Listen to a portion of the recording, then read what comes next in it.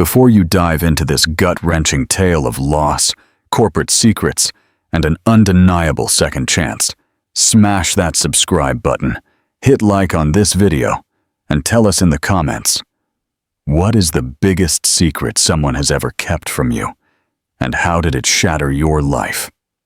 The explosive encounter. The tempered glass of the 30th floor penthouse in the Chicago Gold Coast mirrored the heavy gray clouds like a melancholic screen.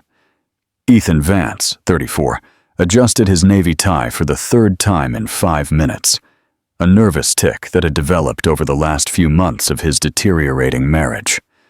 On his shoulders rested the weight of a financial empire, Vance Capital, and a shattered personal life. His executive assistant, Sarah, tapped discreetly on the door. "Mr. Vance, the representatives from the Clean Earth Foundation are here for the 3 o'clock meeting." Ethan nodded, his gaze fixed on the city stretching below, a labyrinth of concrete and broken dreams. Another baseless accusation, he thought. Another process that would cost time and resources just to prove the company's innocence. He was sick of fighting shadows. "Send them in, Sarah!" The door opened almost silently, and Ethan turned slowly, preparing the corporate smile he'd used in countless negotiations. But the smile died on his lips before it was born. Clara Monroe, 7 years. 7 years of silence, of unanswered questions, of sleepless nights searching for a clue as to why she had simply vanished from his life, like smoke dissolved in the air. And there she was, in a flawless black business suit, brown hair pulled back in an elegant chignon, carrying a leather briefcase and an expression he knew well. Determination, masking vulnerability. Time seemed to stretch like a rubber band about to snap. Ethan felt his heart accelerate in a way it hadn't since the last time he'd seen her. "Ethan," her voice was deeper, more controlled, professional. "Monroe." He could only whisper her name, as if it were a forgotten prayer returning to memory. The other NGO members entered behind her, a middle-aged man with a gray beard and a young woman in glasses. But Ethan didn't see them. He only saw Clara and the way she avoided his gaze, focusing on neutral points in the conference room. "Please, have a seat." Ethan gestured toward the table, surprised by the firmness of his own voice. Clara chose the chair farthest from him, opening her briefcase with precise mechanical movements. Her hands, Ethan noticed, were trembling almost imperceptibly. She still wore her college graduation ring on her right pinky finger. "Mr. Vance," the bearded man, who introduced himself as Dr. George Harrison, began. "We are here to discuss the situation at the industrial site in Bridgeport. Our organization has received reports that Vance Capital has been aware of soil contamination for over 2 years. Ethan forced himself to pay attention, but his eyes were irresistibly drawn to Clara. She was scribbling notes in a planner, the same small, neat handwriting he used to find on the notes she left for him on the refrigerator when they lived together. "We have all the environmental permits in order," Ethan countered, switching to autopilot. "Our company has always strictly followed the legislation. The legislation doesn't protect the chronic respiratory problems that families are developing." Clara's voice cut the air like a knife. "Nor the children who have been born with neurological malformations in the last 3 years." She looked at him directly for the first time, and Ethan felt the impact of those hazel green eyes, like a punch to the gut. There was pain there, old pain and new pain, mixed into an expression that left him breathless. "Dr. Monroe is correct," Dr. Harrison continued. "We need total transparency, access to the original reports, soil analyses, and impact studies." The meeting lasted an hour. Ethan could barely focus on the technical issues, the legal demands, the deadlines. His mind was trapped in a past he couldn't process. The dawn when he woke up to find only a 2-line note on the dresser. "I can't do this anymore. Forgive me." When the representative stood to leave, Ethan felt an irrational desperation. "Dr. Monroe, could you stay a few more minutes? I'd like to discuss a few specific points of the process." Clara hesitated, closing her briefcase with unnecessary force. "I have another commitment, Mr. Vance. Please, it will be quick." Dr. Harrison and the assistant said their goodbyes, leaving them alone in the room, which now felt larger and quieter. Ethan walked toward the window, turning his back to her. "Why did you come back?" The silence stretched for an eternity. When Clara spoke, her voice was different, lower, less controlled.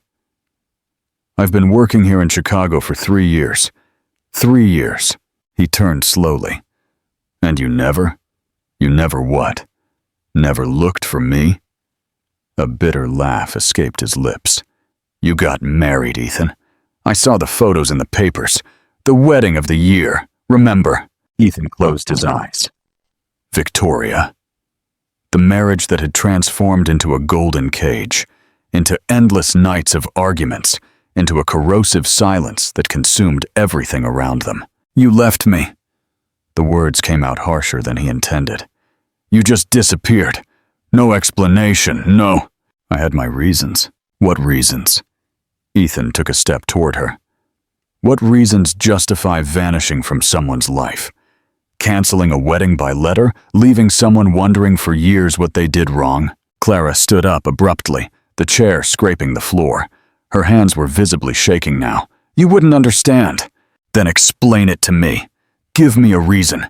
Something that makes sense." His shout echoed in the room, and both were paralyzed by the intensity of the emotion. Ethan ran a hand through his hair, trying to compose himself. "I'm sorry. I shouldn't have. I was pregnant." The words fell like stones into a silent lake. Ethan felt the world shift beneath his feet. "What?" Clara took a deep breath, as if preparing to plunge into deep water. "When I found out I was pregnant, my father was diagnosed with early-onset Alzheimer's. I was 25, Ethan. No mother since 16. No family. No support network. And you? You were building your company. Your dreams. I couldn't. You were pregnant with my son?" His voice was hoarse, incredulous. "Children," Clara corrected, finally letting the tears fall. "Twins." The world stopped. Ethan felt his legs weaken and leaned on the table. Where are they?" "Lily and Leo. They are 7 years old." Clara wiped her face with the back of her hand. "They're in school now. 7 years." Ethan repeated the words as if they were a foreign language. "I have 7-year-old children. Ethan, Where are they?" He moved closer to her, his eyes burning with a mixture of rage and desperation. "I want to see them. Now!" "It doesn't work that way." "And how does it work then?" Ethan practically screamed. "You decide alone when I can meet my own children? You stole my children!" The accusation came out low, but laden with pain. 7 years, Clara. 7 years of first steps, first words, birthdays. You stole all of that from me. I was protecting them. From what? What were you protecting us from? Clara looked away, her breathing ragged. From me, from my family, from the genetics I carry. Ethan frowned, confused. What genetics? Mosaic Turner syndrome. The words came out as a painful confession. A rare condition that can affect neurological development. I found out when I was pregnant. There's a chance of transmission to the children. I couldn't put that responsibility on you. So you decided to bear it alone? I had no choice. Yes, you did! Ethan slammed his fist on the table. You could have trusted me. You could have told me. We were partners, Clara. Fiancé. We were going to get married, remember? Clara sobbed, all professional composure finally breaking. I was terrified.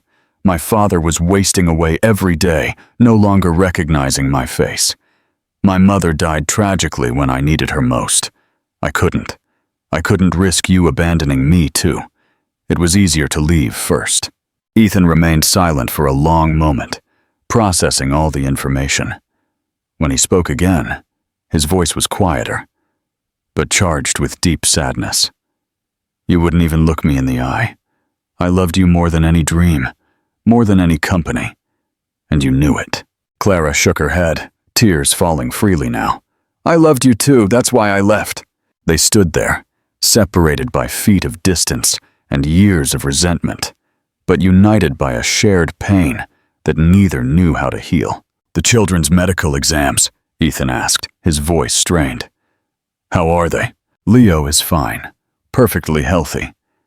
But Lily..." Clara took a deep breath. "She shows some neurological symptoms. We're still investigating. That's why I came back to Chicago. The best specialists are here." Ethan felt a knot in his chest. A daughter he didn't know, possibly ill, needing care he didn't even know he should offer. "I want to help. Ethan, please." He stepped closer to her, stopping inches away. "Don't ask me to pretend they don't exist. Don't ask me to keep living as if I don't have children." Clara looked at him for a long moment, and Ethan saw in those eyes the same love that had sustained him for years, mixed with fear and hesitation. "They'll have many questions. I have answers. They might not accept you right away. I can wait." Clara closed her eyes, and Ethan knew an internal battle was being fought there. When she opened them again, there was a fragile but determined resolution. "They get out of school at 5. There's a park near our place where they usually play." She hesitated. "You can show up as if it were a coincidence, like an acquaintance of mine. Let me prepare the ground." Ethan nodded, his heart pounding so hard he was sure she could hear it. "Where?" Clara scribbled an address on a piece of paper and handed it to him. Their fingers brushed briefly, and Ethan felt the same electricity from years ago. "Ethan." She paused at the door. "I am so sorry for everything. I know it's not justifiable, but I truly am sorry." After she left, Ethan remained alone in the room, staring at the paper in his hands, as if it were a map to a lost treasure. 2 hours until he met his children. 2 hours to figure out how to explain 7 years of involuntary absence. He took his phone and canceled all commitments for the rest of the week. Some meetings could wait a lifetime. Others could not. Do you think Clara's past actions were justified, given her circumstances? How do you think the children will react to meeting their biological father for the first time? Leave your thoughts and predictions in the comments. We want to read them. The first look, a Lincoln Park meeting. Don't forget to subscribe to our channel for more amazing stories. Lincoln Park in Chicago hummed with the typical energy of late afternoon. Children ran among the playground equipment, while parents balanced quick conversations with vigilant glances. Ethan parked his black SUV at a safe distance and remained in the car for a few minutes, his hands shaking against the steering wheel. 7 years. 7 years of lost life. 7 years of ungiven hugs. Untold stories. Nights when he couldn't check if they were tucked in properly before sleep. Rage and nostalgia mingled in his chest like toxic ingredients. He looked at his watch. 5:15. Clara had said they usually arrived by 5. Ethan got out of the car, adjusted his blue dress shirt, and walked toward the benches near the playground area. He chose a strategic spot, visible, but not intimidating. As if he were there by chance, his heart leaped when he saw Clara approaching down the sidewalk. She wore jeans and a simple white blouse, her hair loose, waving in the breeze. But it wasn't her that caught his attention. It was them. Lily ran a few steps ahead, her light blonde hair in 2 messy braids. She wore a navy dress with small yellow flowers and pink sneakers that flashed with every step. Leo walked beside his mother, more composed. A Spider-Man backpack on his back and a serious expression that Ethan recognized as a trademark of his own childhood. Ethan felt the air leave his lungs. They were beautiful, perfect, devastatingly beautiful, and there was something in both their eyes, that specific bluish-gray tint, that left no doubt about his paternity. "Mommy, can I go on the slide?" Lily's voice was high-pitched, full of life. "You can, sweetheart, but stay where I can see you." Clara sat on a nearby bench, pretending not to notice Ethan. But he sensed the tension in her shoulders. Leo remained by her side, watching the park activity with the patience of someone much older. Ethan took a deep breath and stood up, casually walking toward the water fountain near their bench. As he passed, he made sure to stumble slightly, dropping his keys. Clara feigned surprise, bending down to pick up the keys. "Clara Monroe!" She turned, and Ethan saw the poorly concealed nervousness in her eyes. "Ethan, what a coincidence! What are you doing here?" Her acting was unconvincing, but it would serve its purpose. "I live a few blocks from here. I usually run in the park." He vaguely pointed toward the running track. "And you?" "Oh, I brought the kids to play a bit." Clara hesitated. "Ethan, these are my children, Lily and Leo." Leo observed him with analytical eyes, clearly evaluating whether Ethan posed any threat. "Hi," the boy said, his voice cautious. "Hello, Leo. Nice to meet you." Ethan knelt to his height. "Do you know my mom from work?" "We've known each other for a long time," Ethan answered carefully. "We're old friends." Lily had stopped playing and approached, curiosity overriding initial shyness. "You have the same eyes as us," she observed, tilting her head to the side. Ethan felt his heart skip a beat. Childlike sincerity could be devastating. "Really?" He smiled. "Maybe it's a coincidence. My teacher says coincidences don't exist. She says everything happens for a reason." Lily swayed on the tips of her toes. "What's your name?" "Ethan. That's a great name." She grinned, revealing a slightly crooked front tooth. "Do you want to see me go headfirst down the slide?" Clara quickly stood up. "Lily, don't do that. It's dangerous." "But Mommy, maybe he could teach me how to slide normally first," Ethan suggested.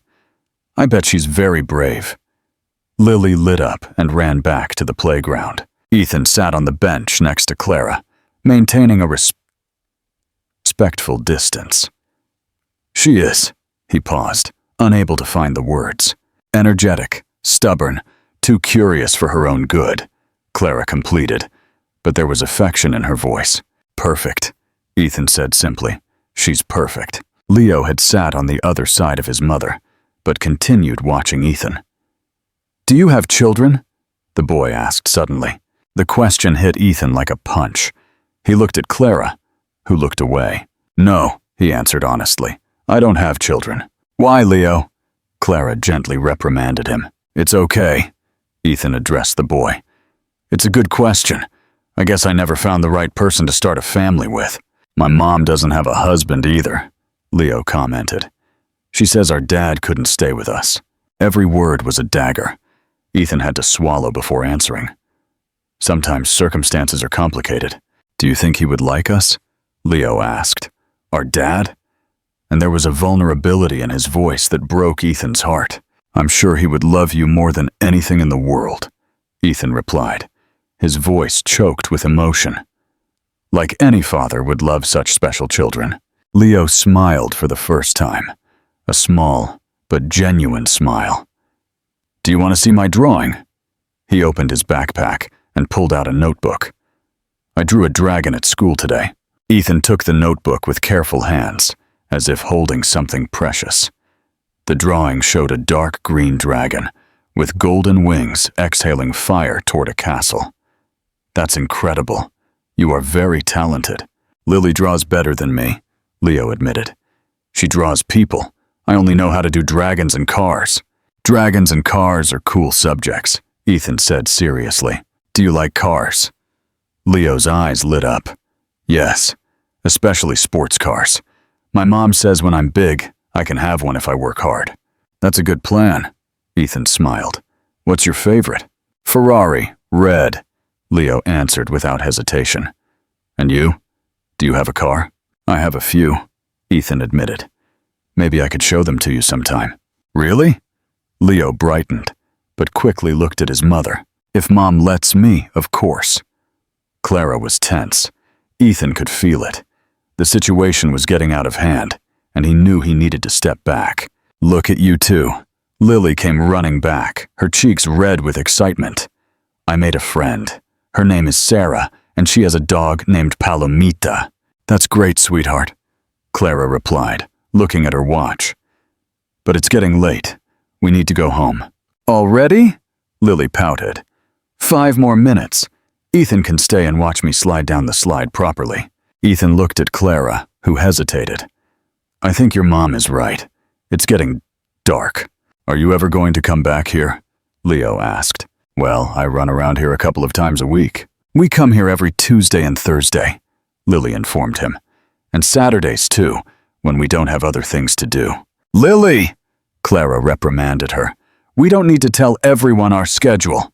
But he's not just anyone, Mommy. He's your friend. Ethan and Clara exchanged a meaningful glance. That's right, Ethan said softly. We are old friends. Then you can come back, Leo decided. Friends can come back. On the walk to Clara's car, a white Honda Civic with a few scratches, Lily skipped alongside Ethan, chatting about school, about the teacher with purple hair, about the cat that showed up in their yard. Ethan, she suddenly said, stopping. Are you sad? The question caught him off guard. Why do you ask that? Your eyes get sad sometimes, just like Mommy's when she thinks I'm not looking. Ethan knelt to her height. Sometimes adults get sad about things from the past, but being here with you makes me happy. Then you should come more often, so you don't feel sad. The innocence in her voice almost made him cry right there. Maybe I will. When they reached Clara's car, Leo hesitated before getting in. Ethan. Yes? Thank you for not leaving when Lily was chattering. Lots of people get annoyed. I loved talking with both of you. Leo smiled again and got into the car. Lily waved energetically through the window as they drove away. Ethan stood on the sidewalk until the car disappeared, feeling as if a part of him had been torn away. They were his children,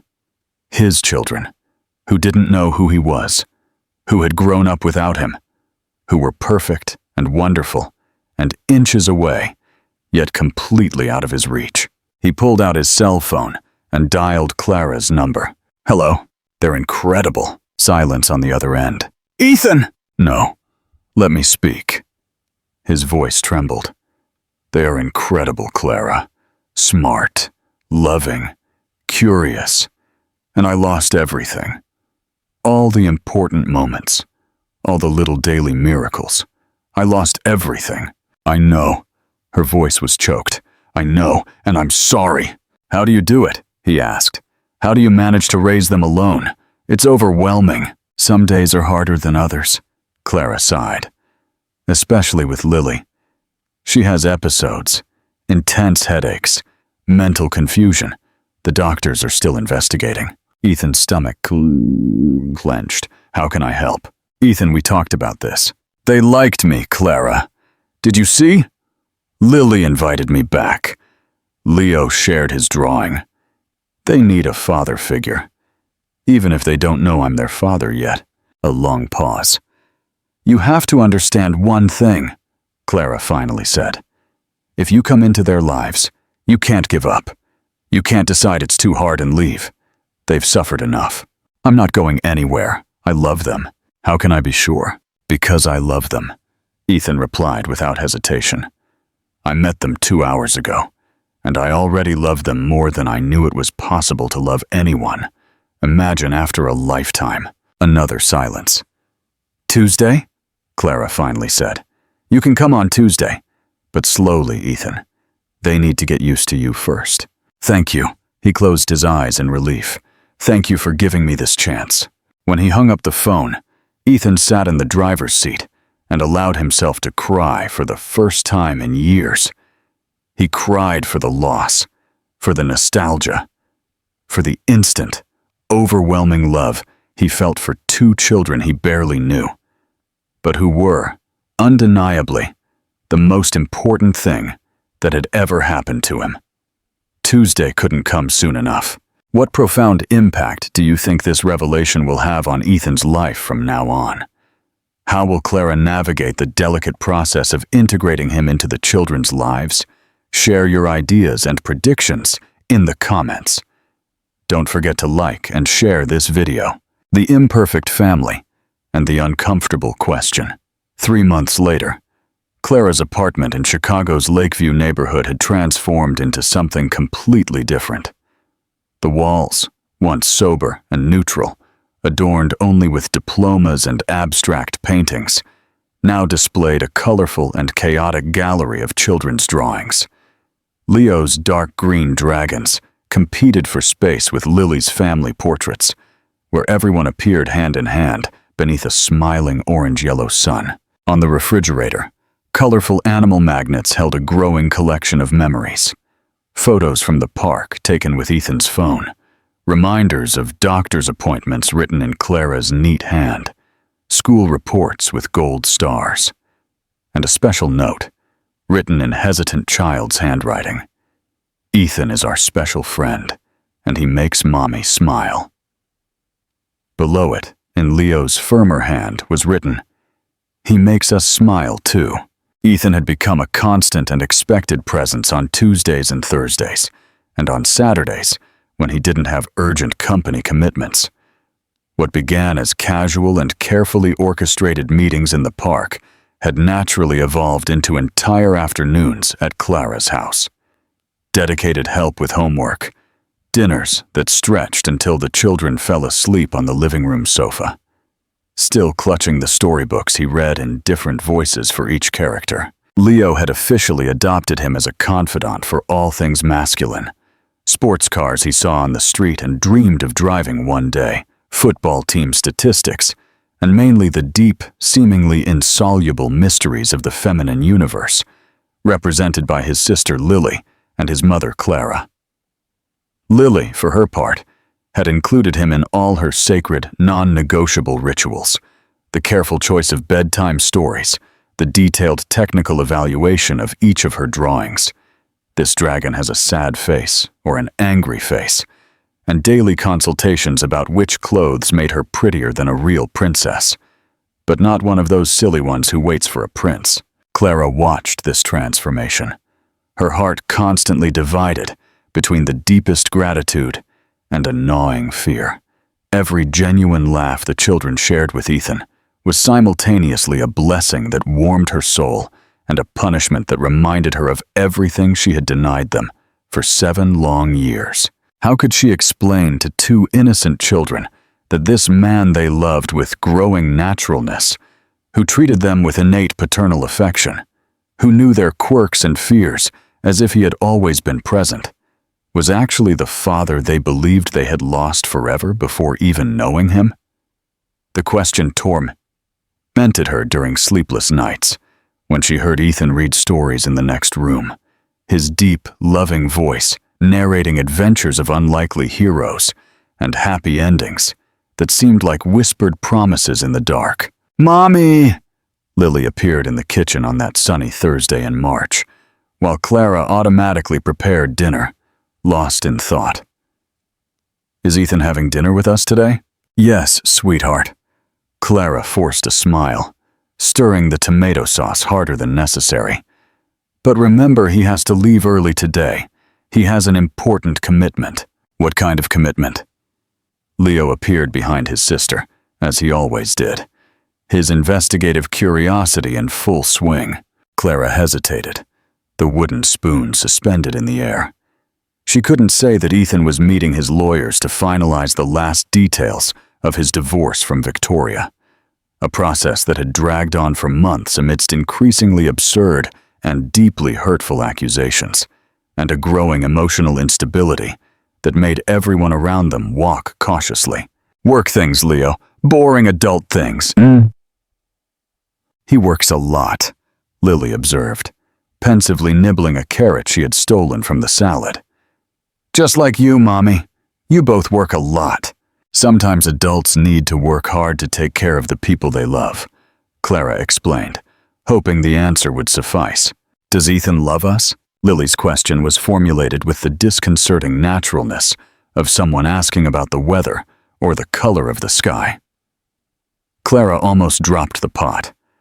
The question hit her like a punch to the stomach, not because of the surprise, but because of the absolute certainty of the answer she couldn't give. "Why do you ask that, sweetheart?" "Because he looks at us the same way you do." Lily tilted her head, as she did when processing something important. "With that protective look, you know. Like when you worry when I'm sick, or when Leo is sad." And yesterday, I dreamed he was our real dad. It was a very beautiful dream. Leo rolled his eyes with typical older brother impatience. Lily, you dream the craziest things. Last week you dreamed you were a mermaid and could breathe underwater. But this dream was different, Lily insisted, her eyes shining with a conviction that frightened Clara. It was like in the movies. He picked us up from school every day. He played with us in the backyard. He slept here at home. He had breakfast with us. It was like we were a real family. We are a real family, Clara said quickly.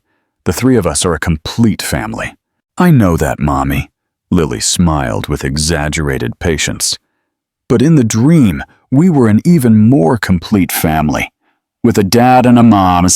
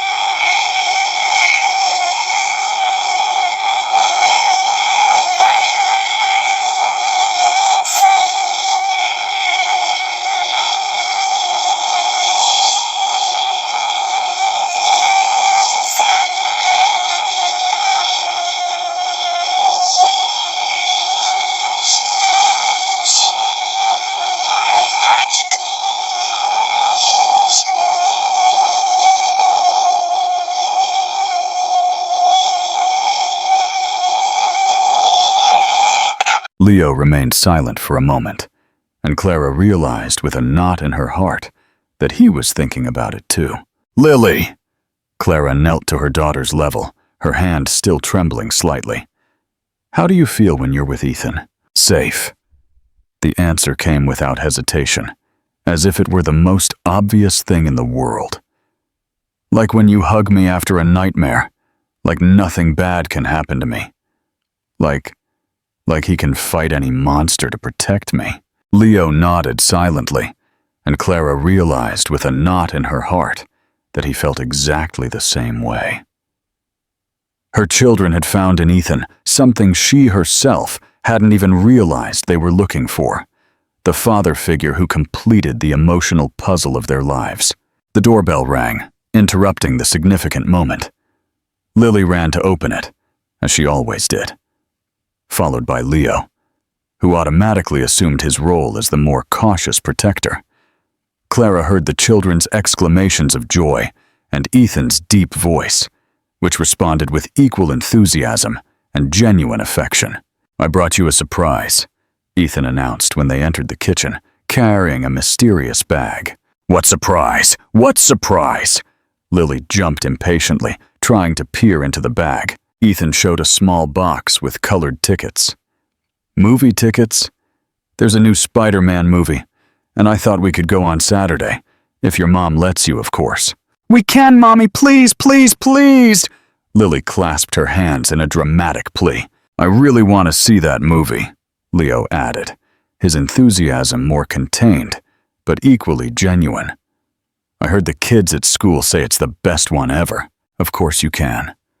Clara smiled, but Ethan noticed the familiar tension in her shoulders, the way she avoided looking at him directly. It's going to be fun. During dinner, the children chatted animatedly about the movie they were going to see, about friends at school and their latest antics, about the science project Leo was developing.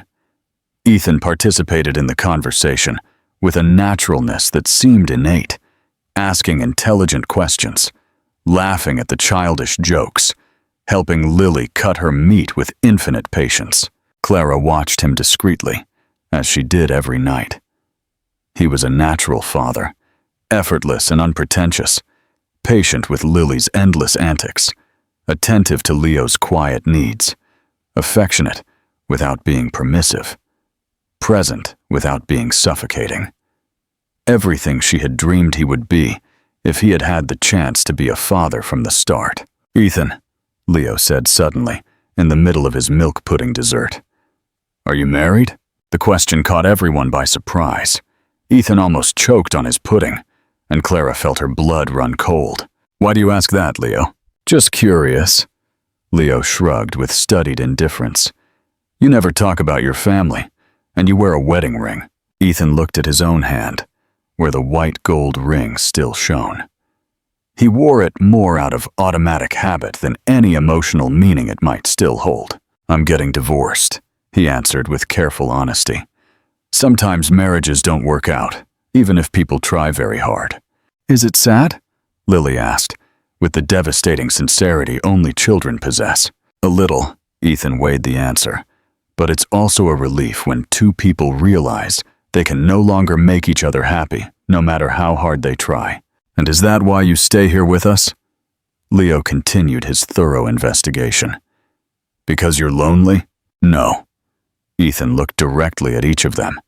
"I stay here with you because this is where I want to be. Because you make me happy in a way I didn't even know was possible." "Are you going to get married again?"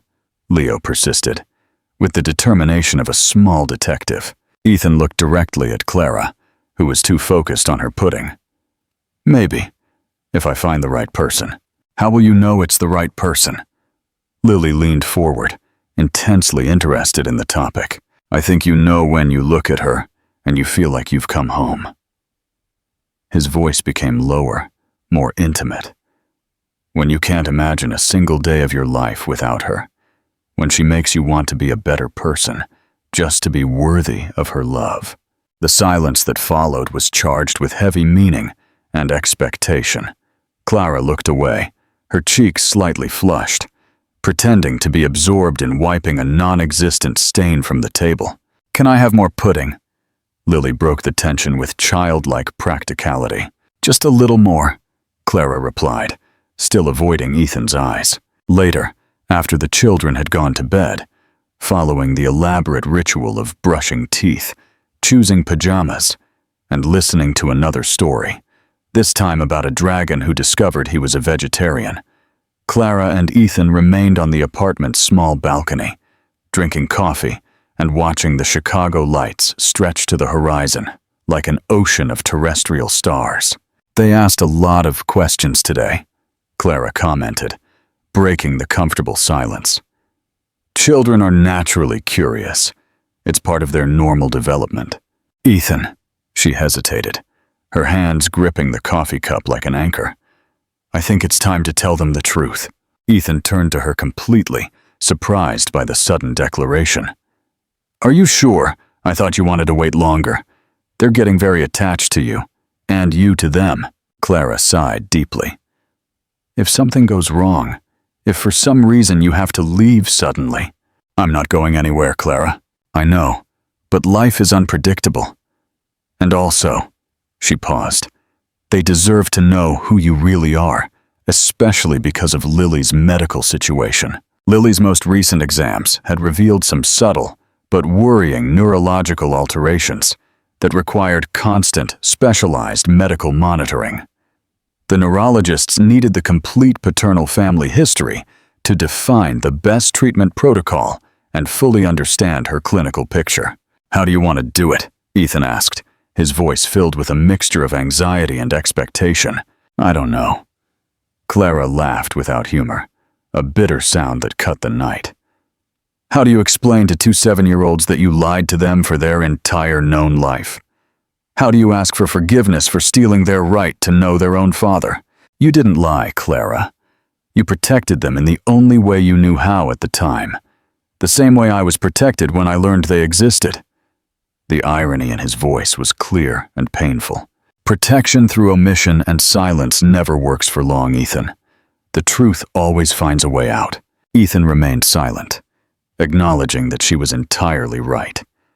Protection through silence was an illusion that always ended up causing more pain than relief. "How about this weekend?" he suggested carefully.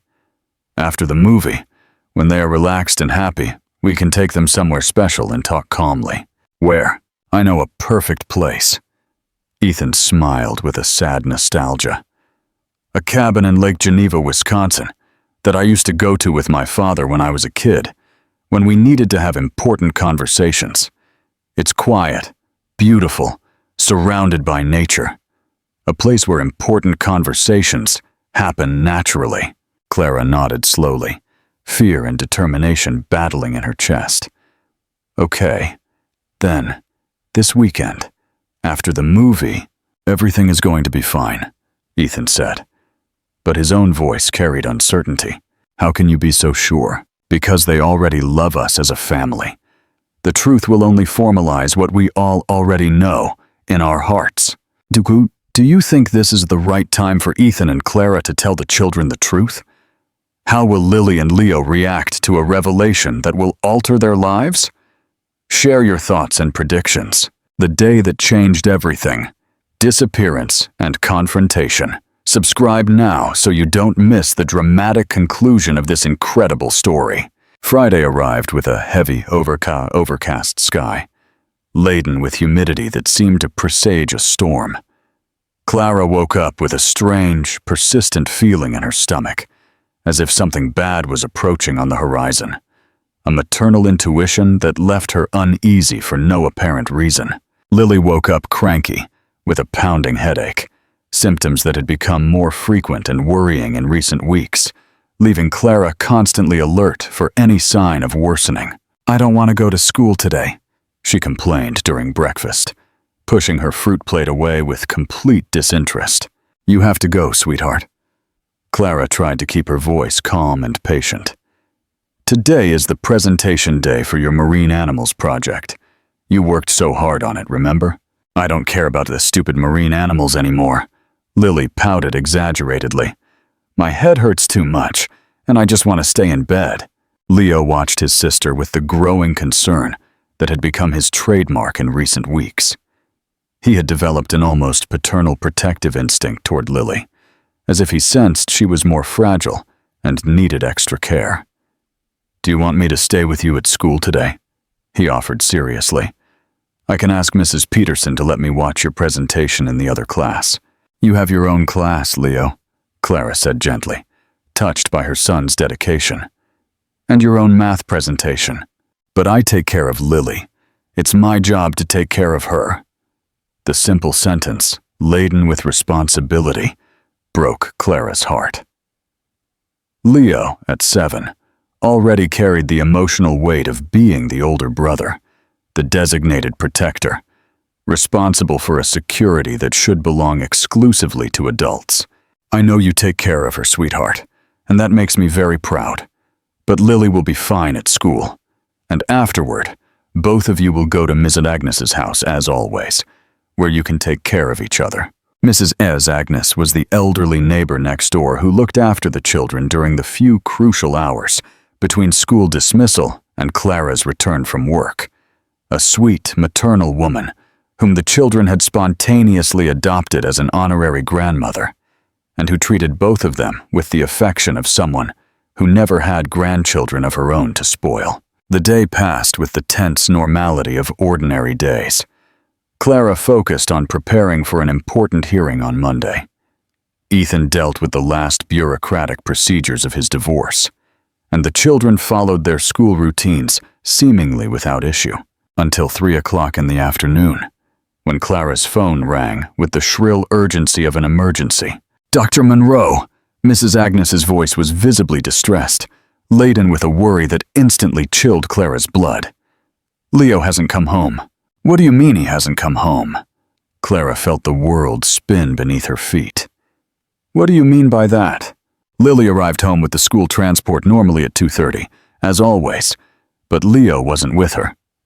Mrs. Agnes spoke quickly, clearly nervous. "Lily said he stayed at school to finish an important project, but it seemed strange to me that he hadn't told us. I called the school and spoke with the principal. She said Leo left at the normal time, along with all the other children." Clara was already grabbing her purse and running toward the elevator, her heart pounding so hard she could hear it in her ears. "Mrs. Agnes, stay with Lily at home. Lock the door and don't let her leave for anything in the world. I'm going to look for Leo right now." The next 2 hours were the longest and most agonizing of Clara's life. She meticulously covered the entire route between the school and Mrs. Agnes's house. Not once, not twice, but 5 times, checking every side street, every alley, every place where a 7-year-old might have stopped or gotten lost. She checked the park where they usually played, searching every playground area, every bench, every tree where Leo might be hiding. She checked the bakery where they sometimes bought sweets on the weekend, asking all the employees if they had seen a blonde boy with blue eyes.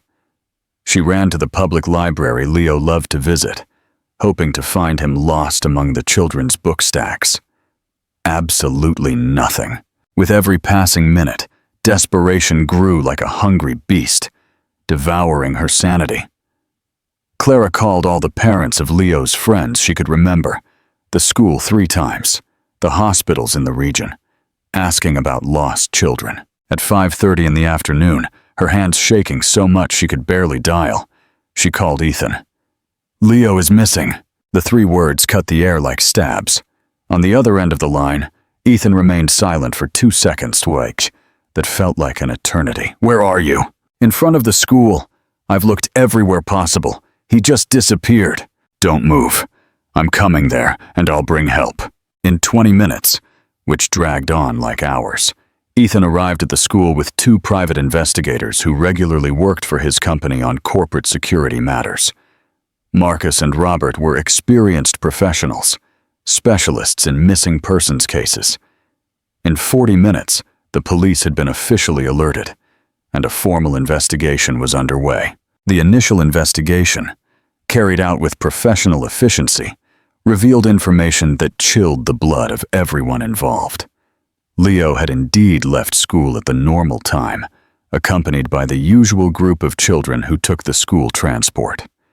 But instead of getting on the familiar school bus, which had taken him home for months, he had walked to the corner and voluntarily gotten into a black car that was waiting for him. Several children saw him and waved, thinking it was someone from the family who had come to pick him up for a special commitment. Leo had waved back, seemingly calm, and showing no signs of fear or coercion. Someone he knew and trusted, Marcus concluded after hearing the children's testimonies. He got into the car spontaneously, without hesitation. "Who would have access to the children's schedules?" Robert asked, pragmatic. "Who would know exactly where and when to find Leo?" "The school, obviously. The teachers. The principal," Clara listed mechanically, trying to think rationally through the panic. "Some of his friends' parents, and the people closest to our family. Ethan, Mrs. Agnes, my colleagues at work and their staff. Mr. Vance," Marcus addressed Ethan with focused attention. "Employees, drivers, security guards, people who work at your house, Victoria." Ethan frowned, confused by the direction of the question. "I don't have employees who have direct contact with the children. They've never been to my house. They've never personally met my team. But some people know about their existence?" "Some, yes." Ethan began to pale as he connected the dots. "My assistant, my driver, my personal lawyer." And he stopped abruptly. "Mrs. Agnes." "Who is Mrs. Agnes?" "The housekeeper at the house where I live, where I lived with my ex-wife." Ethan was clearly disturbed now. "She's worked for our family for 15 years. She knows all the details of our personal life. And in recent months, since I started spending time with Clara and the children, I mentioned I was visiting, that I was spending time with some special children." "You need to talk to her immediately," Marcus said directly and urgently. Ethan took his cell phone with visibly trembling hands and dialed the house number. It went to voicemail. Strange, because Mrs. Agnes always answered on the second ring, with military punctuality. He tried her cell phone, straight to voicemail. "She never, ever ignores my call." Ethan was visibly distraught now, running a hand through his hair repeatedly. "Agnes is obsessively responsible and available. In 15 years, she has never ignored a call from me. We're going to her house now." Marcus decided without hesitation. "Who do you think took Leo, and what could be their motive? How will Ethan and Clara handle this terrifying new development?" Share your theories in the comments. The confrontation and reunion. The Vance mansion stood on one of the most exclusive streets in the Chicago Gold Coast neighborhood. An imposing, classic palace surrounded by elaborate and perfectly manicured gardens. When they arrived, all the lights in the house were off, which was completely unusual for that time of day. Ethan used his keys to enter, calling out loudly, "Agnes! Agnes! Are you here? I need to talk to you urgently." The silence that responded was heavy and ominous. The house felt too empty, as if holding its breath. They found Mrs. Agnes in the large, immaculate kitchen, sitting at the granite table, staring fixedly at her clasped hands, as if praying or preparing for a confession. She was a woman of 62, with completely gray hair pulled back in a strict bun, her normally severe and controlled expression now vacant and lost. "Agnes?" Ethan approached cautiously, as if dealing with a wounded animal. "Where is Leo?" She slowly lifted her eyes, and Ethan saw there a devastating mixture of guilt, desperation, and something that looked almost like relief at finally being discovered. "I didn't want to hurt him." The words came out low, almost whispered. "I swear, on all that is holy, that I didn't want to cause that innocent child any pain. Where is Leo, Agnes?" Ethan had to lean on the table to keep from falling. "In the little cabin, up in Lake Geneva, Wisconsin, on the property that belonged to my parents." Mrs. Agnes began to cry silently, tears running down her wrinkled face. "He's fine, I promise. I gave him food, fresh water. I left him the toys he brought from school. I even let him turn on the television to distract himself." Ethan felt the world spinning around him. "Why, Agnes? For God's sake, why did you do this?" "Because she ruined everything." The answer erupted from her like a volcano of suppressed rage. "Everything was perfect. You were going to marry Miss Victoria. You were going to have a proper life. You were going to build a respectable family. And this woman, this Clara, appeared out of nowhere and destroyed everything again. Agnes, the children are my biological children. They are not." She violently shook her head, refusing to accept the reality. "You don't have children. You have a legitimate wife. You have social responsibilities. You have a respectable man to take care of. That woman is lying. She's taking advantage of your kindness. She's trying to destroy everything you built." Ethan realized with growing horror that he was dealing with someone who had completely lost touch with reality. Someone whose sick devotion had transformed into destructive obsession. "What is the exact address of the cabin?" Marcus intervened, pragmatic and focused on the essential. "Old Mill Road, number 847, in Lake Geneva." Mrs. Agnes provided the information between sobs. "It's after the bend by the abandoned church, on a dirt road. The house is blue with white shutters." They left immediately. The drive to Lake Geneva took 55 minutes, which felt like 5 eternal hours. Clara cried silently in the back seat.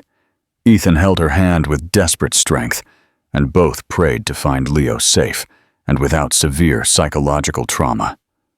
On the way, Ethan called his lawyer and the family doctor, arranging all the assistance Leo might need.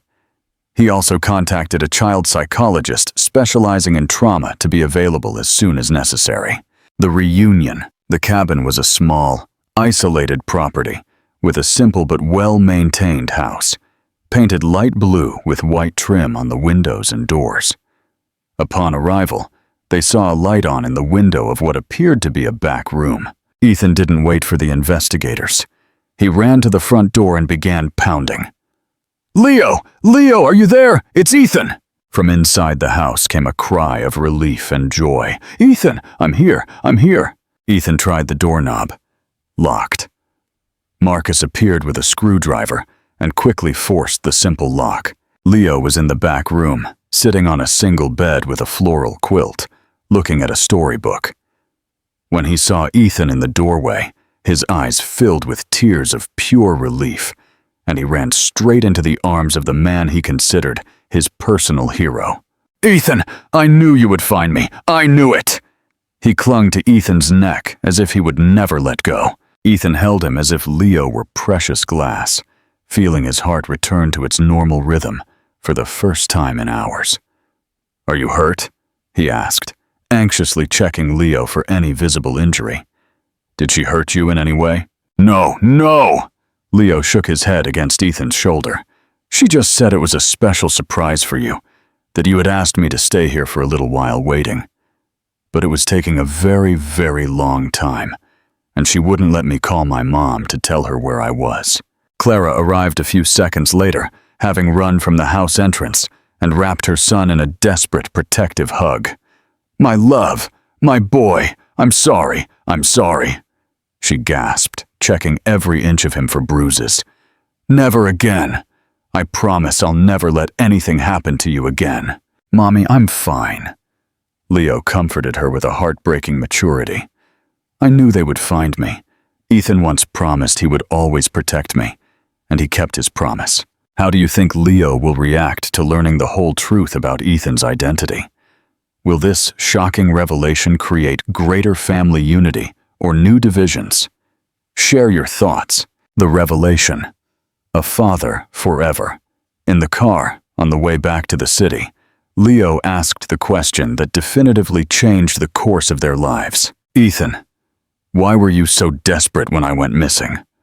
Why did you mobilize so many people to find me? Ethan looked at Clara through the rearview mirror. She was sitting next to Leo, holding his hand as if it were a talisman against all the evils of the world.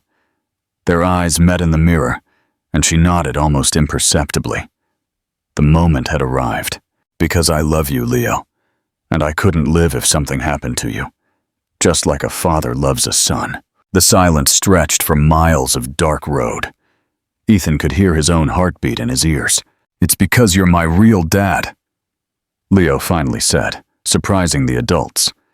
I didn't know I knew, but there was something inside me that recognized you. That's why I like you so much. That's why I feel safe when you're around. That's why you were so desperate when I went missing. Are you mad at me for not telling you sooner? Ethan asked, genuinely worried about his son's reaction. No. Leo shook his head thoughtfully. I'm mad at whoever made you stay away from us for so long, but I'm not mad at you. Clara began to cry again, but this time they were tears of relief and gratitude.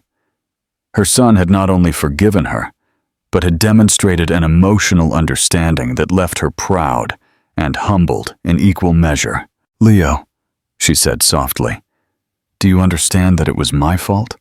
That I was the one who didn't tell Ethan you existed? Why? Leo asked with genuine curiosity, without judgment. Because I was scared. Scared he wouldn't want you. Scared I wouldn't be good enough for him. Irrational fear that he would get tired of us and leave. But now he's here, Leo observed with childlike logic. And he loves us, and you are good enough for anyone. And even if we had problems, he would still love us. So the fear was wrong. The simplicity of Leo's conclusion was devastating and liberating at once. When they got home, Lily ran to her brother and didn't let go for several minutes, obsessively checking that he was truly safe and whole. Mrs. Agnes, the neighbor, not the housekeeper, had prepared hot chocolate for everyone, and they sat in the living room, finally reunited and safe. Lily, Clara said delicately, Ethan has something very important to tell you. Lily looked at Ethan with her large, trusting eyes, and to everyone's surprise, she smiled as if she already knew what was coming. You're my dad, she said. Before he could open his mouth, Leo told me on the phone when you were coming home, but I already suspected it. How did you suspect? Ethan asked, genuinely surprised. You love me the same way Mommy loves me, with that love that has no explanation, you know? Lily shrugged as if it were obvious. And you have the same eyes as me, and the same way of tilting your head when you're thinking. And when I get sick, you make that worried face that only dads make. It was pretty obvious. You were my real dad. Ethan laughed. a mixture of relief and admiration for his daughter's extraordinary emotional intelligence. "And you're not mad at me for not telling you sooner?" "No," Lily shook her head firmly. "We understand that sometimes adults do complicated things for reasons that seem right at the time, even if they're wrong. But now you can live with us," she continued, hope shining in her eyes. "Can you be ours every day, not just Tuesdays and Thursdays?" Ethan looked at Clara, who nodded slowly. "That will depend on several important things.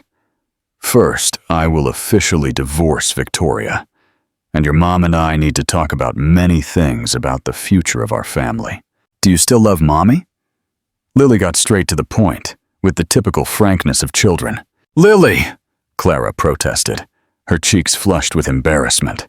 "It's a super important question, Mommy," Lily insisted seriously. "If he's going to be our real dad every day, it's much better if you two love each other. Otherwise, it will be weird and complicated." Ethan looked directly into Clara's eyes, and the whole room seemed to fall into absolute silence. "I never stopped loving your mother, not for a second in 7 long years," he answered.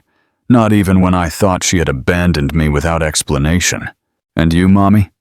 Leo joined the loving interrogation. "Do you love Ethan?" Clara took a deep breath, knowing that after everything they had been through, after almost losing Leo, after years of lies and silences that almost destroyed everything, there was no longer room in their lives for anything but the absolute, raw truth. "Yes, I love him," she admitted, her voice choked. "I've always loved him, every day of these 7 years, even when I tried to convince myself that I had moved on." The children exchanged triumphant, complicit glances. "Then you just have to get married soon, and that's it," Lily concluded with childlike practicality. "Problem solved, family complete, happy ending like in the good movies." What did you think of the children's surprising wisdom and their reactions to the truth? How do you feel about Clara and Ethan's journey to finally be honest? Share your thoughts. The happy ending.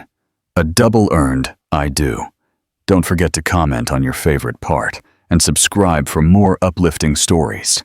The Garden of the Country Estate in Lake Geneva, Wisconsin, transformed into a fairy tale setting. Wildflowers in white, pink, and yellow adorned every corner, interwoven with golden lights that hung from ancient trees like fallen stars. It was a small, intimate wedding. Just the true family and the closest friends who had accompanied them on their journey of reconciliation. Lily wore a light pink dress with a voluminous skirt and a delicate crown of fresh flowers, feeling like a true princess. Leo looked elegant in a navy suit, identical to his father's, with a tie he had personally chosen, because it matches Dad's eyes. Clara walked slowly toward the makeshift altar beneath an old tree that Ethan had climbed as a child, wearing a simple but elegant ivory dress, carrying a bouquet of white daisies picked from the estate's own garden. There was no father to walk her down the aisle, but she didn't feel lonely or abandoned. Leo and Lily accompanied her, one on each side, proud and solemn in their mission to deliver their mother to the man who had finally, officially, become the father he always should have been. Ethan waited for her with tears in his eyes, wearing the suit he had bought specifically for this day, feeling like the luckiest and most grateful man in the universe. His divorce from Victoria had been finalized 3 months earlier, after she was properly diagnosed with severe bipolar disorder and admitted for intensive treatment at a specialized clinic. Mrs. Agnes was also receiving appropriate psychiatric follow-up, and Ethan had decided, after much reflection and consultation with therapists, not to proceed legally, understanding that she needed medical treatment, not legal punishment. The quiet ceremony was officiated by Dr. George Harrison, a retired judge and family friend who knew the entire complicated history and had been deeply moved by their journey of separation and reunion. Clara and Ethan, his voice charged with genuine emotion. You two had to walk an extraordinarily long and painful path to reach this moment. You were lost in the labyrinth of fear and found each other through courage. You hurt each other deeply and healed each other mutually. You loved each other despite the physical and emotional distance, despite the lost time, despite all the circumstances that conspired against you. Today, you are not just getting married. You are formalizing a family that always existed in your hearts, a love that never truly died, a second chance that we all deserve when we fight for it with total dedication. When it came time for the personal vows, Ethan took Clara's hands and spoke directly to her soul, completely ignoring the people around them. Clara, I spent 7 years believing you had abandoned me because you didn't love me enough. Today, I know you left to protect me in the same brave way you protected our children all those years of solitude. You are the strongest woman I know, the most dedicated mother I can imagine, the bravest person I have ever met. I solemnly promise that we will never get lost again. I promise to be the father Leo and Lily deserved to have 7 years ago, the husband you always dreamed of having, the man our family needs to be complete. I love you with an intensity that frightens me. I always loved you even when it hurt, and I will love you until my last heartbeat. Clara could barely speak through the tears streaming freely down her face. Ethan, I made the biggest mistake of my life when I left without explaining my fears. I thought I was freeing you from a burden, but I was only running away from the responsibility of trusting our love, fear of not being enough, fear that our life wouldn't be perfect, irrational fear that you would get tired of us and abandon us. Today, I know that true love does not run from difficulties. It stays, it fights, it builds bridges over abysses. I promise not to make decisions alone that affect our family again. I promise to be your partner in all battles, your spouse in all dreams, your accomplice in all adventures. I love you with all my soul.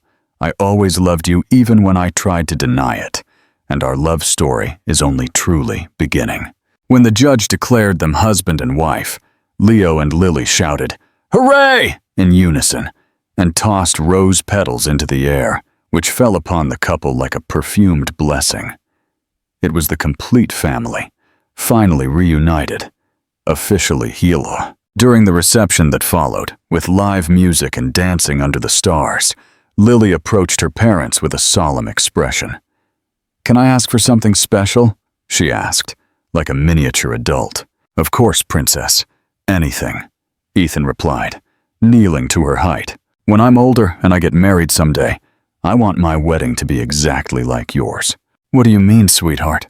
Clara asked, intrigued. "With a complicated story that ends truly happy," Lily explained with conviction.